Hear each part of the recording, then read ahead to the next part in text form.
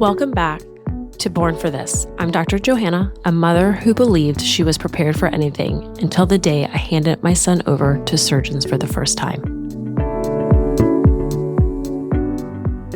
And I'm Peter. Nothing prepares you for the waiting room, where time slows and anxiety grows.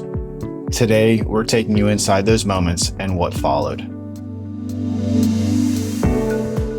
This is the story of Silas's first surgery, what we felt, what we feared, and what we wished we'd known.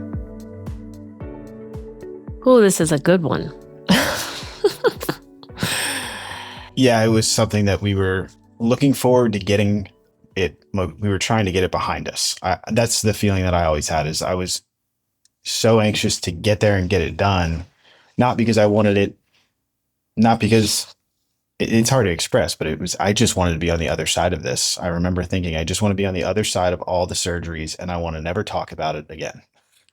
I think once we made that decision of what surgical team we were going to use, where we were going to go to do it, and the fact that it was going to take his first 18 months of life to do that, I think we just wanted to get that ball rolling on the first one, because we just needed to understand what we were going to go through. And there was a lot of anticipation for me leading up to this point, because it wasn't like we were just driving up the street. There was months of prep work for this. There were teleconsults, us making the decision that we were going to go to this Hypospadias specialty clinic in Texas. So we were going to have to get on a plane with both of our children and fly and find a place to stay and do it on their time frame when they gave us the date of the surgery, not what worked for us, but worked for them, and start that whole process and not even know what that fully looked like. All we knew was what we saw online in these groups. And it seemed like the worst thing in the world that we were about to live through.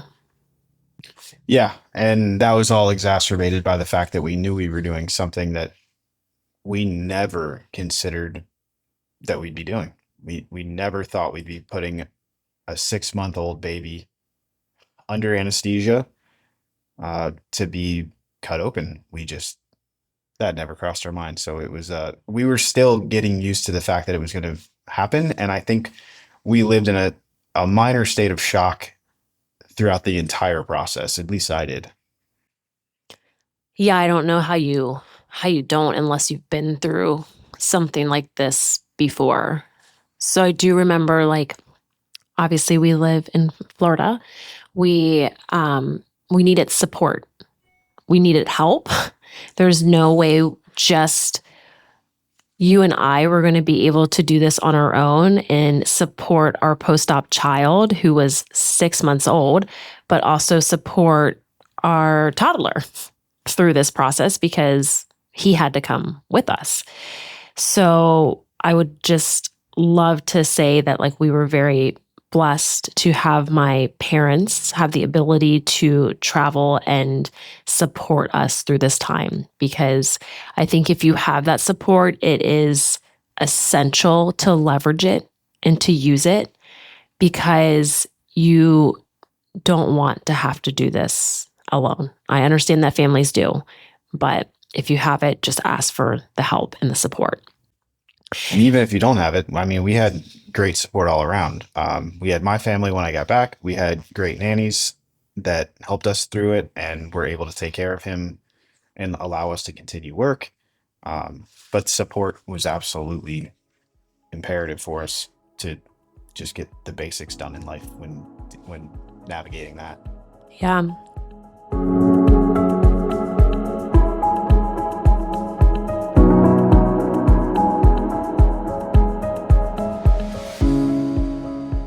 So I remember when we got to Texas, it was freezing cold, which we were not used to. And we stayed in a nice house, an Airbnb.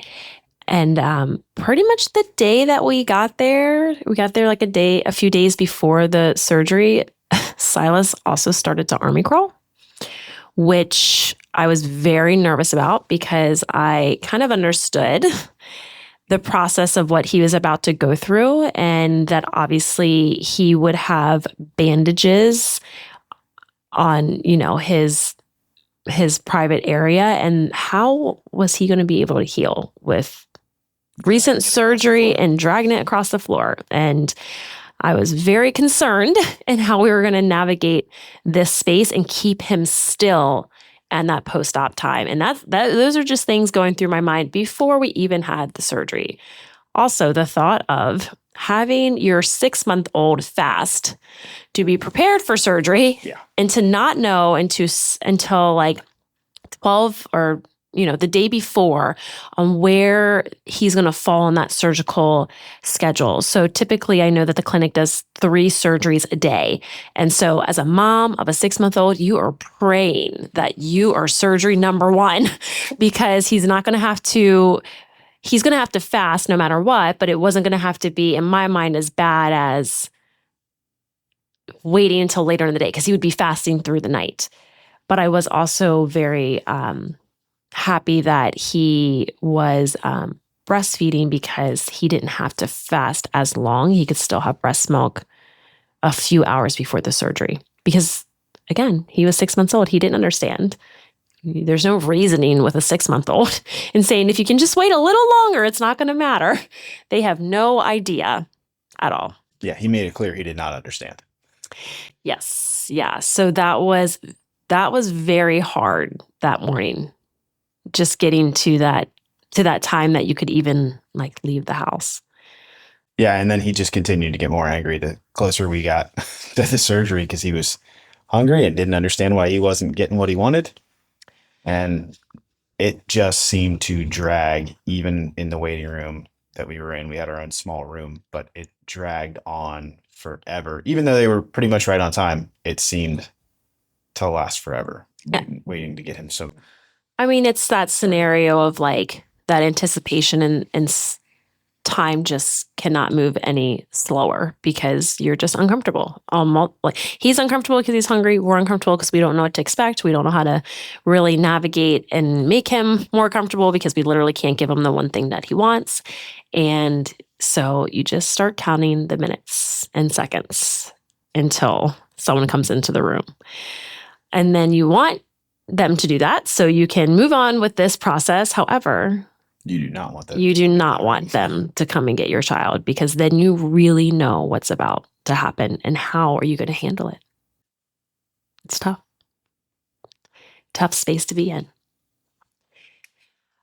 When we finally got to a point that he was able to receive his anesthesia, in our case, like going to the Hypospadias clinic in our scenario, they let us be with him as they were prepping him and getting him ready for surgery. So for me, that was his best case scenario. It was best case scenario that like as the anesthesiologist came over, he talked to us. He, started the process. We were able to hold Silas, be there with him.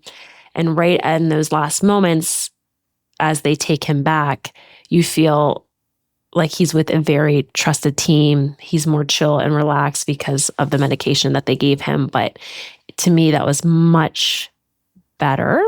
Yeah, it was definitely a breath of air. I won't say fresh air, but a breath of air and a sense of comfort when they finally gave him his, I guess it was a sedative that just calmed him down because he was so angry, so hungry, so frustrated.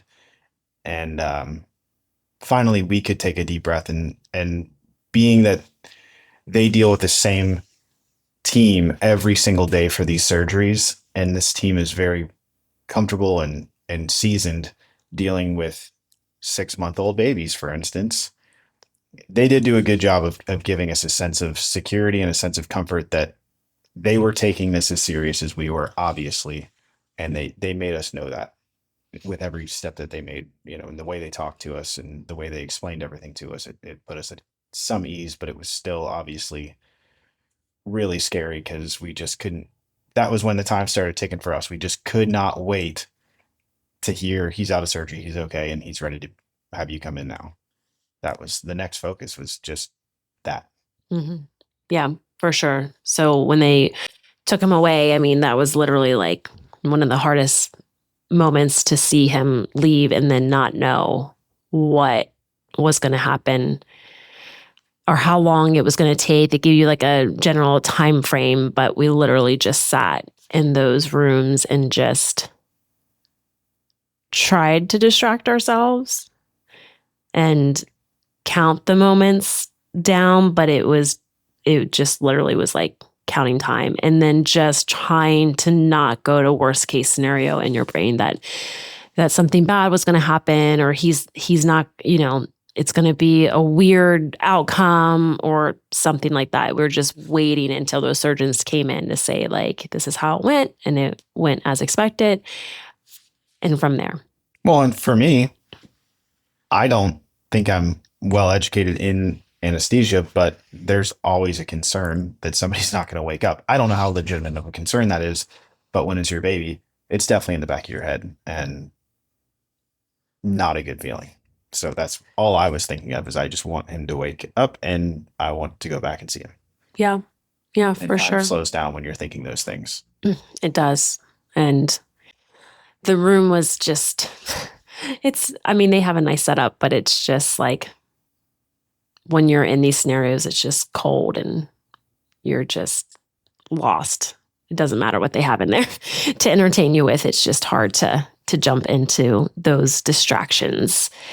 And I don't even think that we really talked much to each other through that time.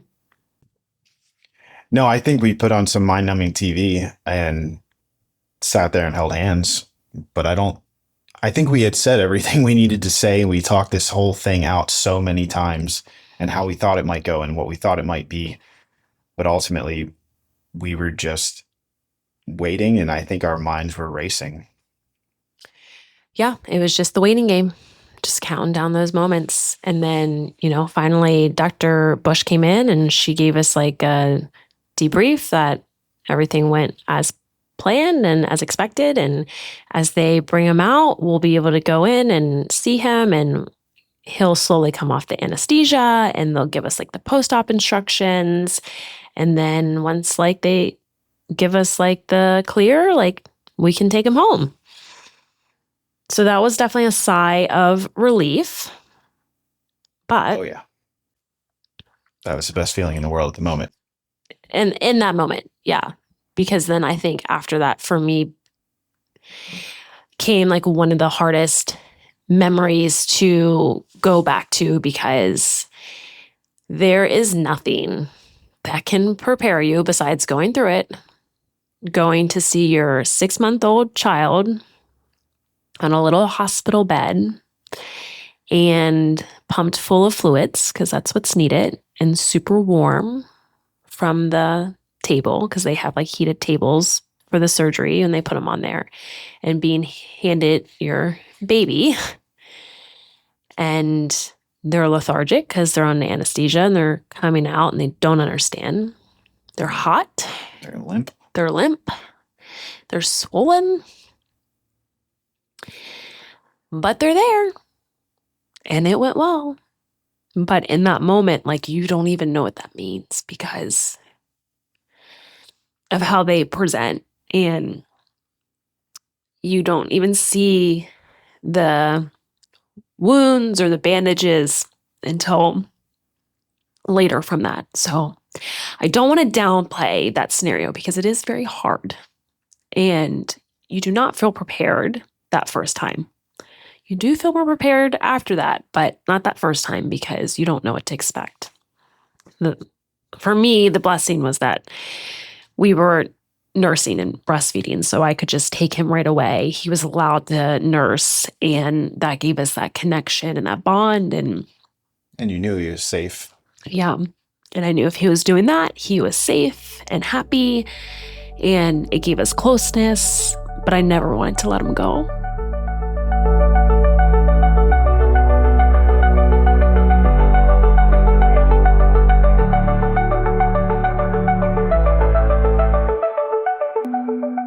For me, I was just focused on them, and I had much more of a sense of relief.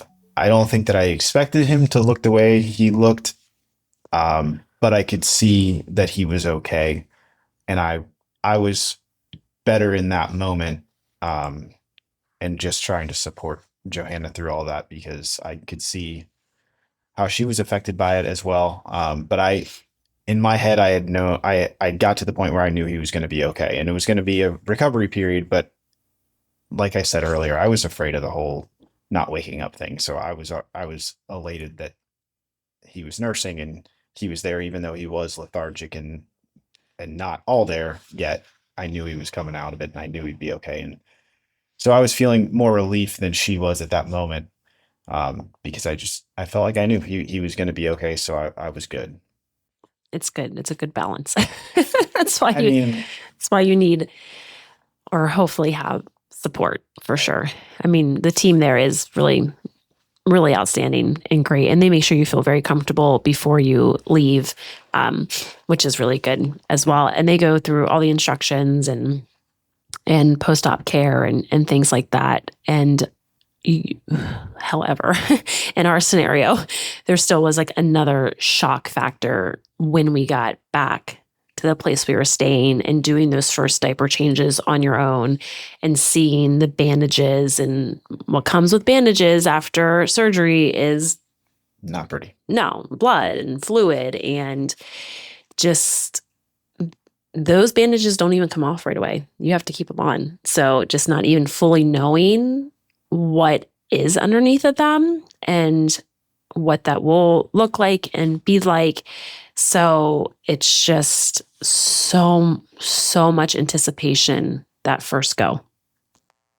At every step, yeah, there was just so much anticipation. Yeah. And then I would say when we got back to the house that night, like he was out of it for most of the day, right? He was out of it. He was able to sleep. We were doing his pain management rotation, which was helpful for his sleep. And then honestly, that next day, like he was kind of back to being himself. Yeah, I think that we had moments where things were uncomfortable for him, and you could tell, but for the most part, he really seemed to be all right. It was shocking how fast he was kind of in a scary way, crawling around and babbling and doing his normal baby things. Mm-hmm. Yeah, for sure. And that's when that whole like factor came around that second time when he was fully back to moving that second day after surgery, and he's army crawling on the ground, dragging this bandage on the ground, that I definitely had a moment of freak out and was like, oh God, is he going to heal okay? Are we going to have some issues with this? And we had quickly reached out to the surgical team, and they just assured us that like, actually it's better that he moves and better to keep that blood flowing. Just keep an eye on it and make sure that everything is just like everything's within the normal realm of like where it should be. And so thankfully it was. And we always hang out for like 2 to 3 days after surgery before going back on an airplane to fly back to Florida. So we had some time inside of that space of just making sure he was recovering properly and that there was nothing we needed to touch base with them on before we got on a plane and we flew. Yeah, I think from there we quickly started to shift to, we want to get home and we're ready to kind of get to the next chapter and see kind of what life was going to look like. Because we knew he had all the medications in him that were keeping him comfortable, but we didn't know when he started to wean off those, what that was going to look like. So yeah, again, it was just waiting. We just kept on hurry up and wait and see how things are. Yeah. And then we got home. I mean, we got on an airplane and we flew. So that was hard. It was hard navigating the airport and the airplane, because a couple of days after surgery, then I would say his bowels really started moving. So there were much more frequent diaper changes. And That was hard to do on the plane. It was really hard to do on the plane by yourself because two people can't go into the airplane bathroom. They're just not big enough to change his diaper. So that was really hard to do in that small space by yourself because there's a catheter and there's bandages and all kinds of stuff. So what we'll call a minor inconvenience, but it's doable. Is there anything that you wish you knew after, or any info you want to share that would help families? It is not fun as the man in the house to watch that bandage come off for the first time. The idea of feeling somebody else's pain is real, and you feel that pain that your son may or may not be feeling to the extent that you're going to think they're going to feel it. Obviously, they have the medications in them, and he's ultimately okay, but it is hard to see. And I will never, ever forget the image of that, unfortunately. Super thankful how it all turned out. And I wouldn't do anything differently. However, that's just an image that a dad doesn't forget. No, for sure. I mean, that no parent forgets. And I think some of the important things to note that like what could affect parents and the immediate aftermath, no matter if you have, if you're going through the same thing that Silas went through, or if there's like a different medical condition, is young children are very, very resilient. And I don't think that there's no right answer. But if you find yourself in a space like we are and you have to navigate it with them from such a young age, that they will be able to bounce back and almost be back to their normal demeanor way faster than the parent will be. So that's important. And not that it makes it any easier on the parent. Like, listen, it was a long road. I felt like after that day, after 18 months and he had recovered and we were onward, like I woke back up. Like I had been in a fog for the last 18 months going through this process.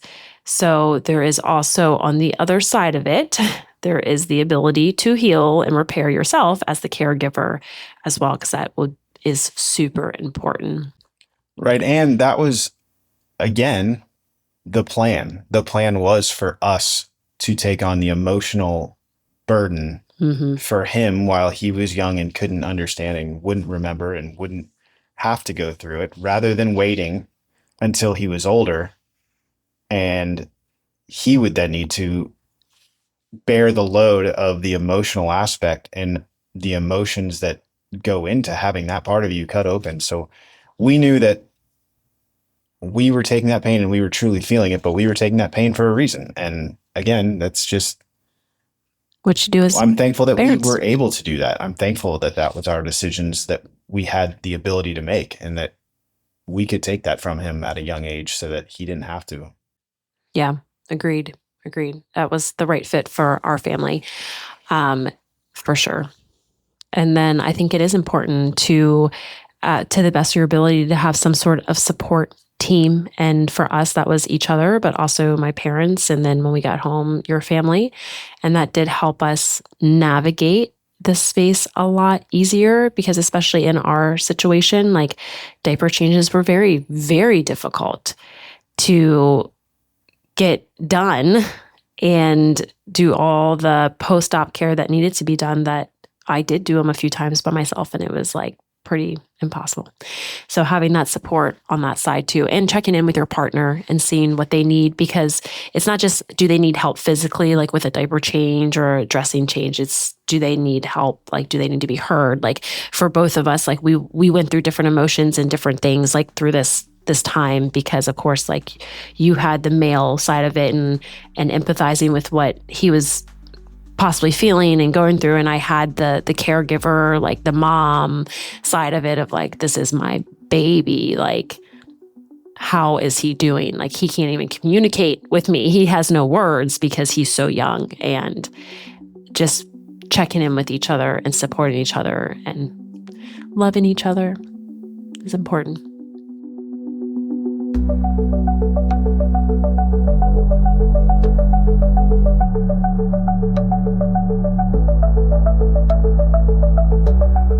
If you are listening to this from a waiting room chair or you are preparing for your child's first surgery, hear this. You will get through it, one breath, one moment at a time. Lean into your support system, ask all the questions, and remember, it's okay to feel overwhelmed. Your feelings don't make you weak. They make you human. You can do this. You were born for this.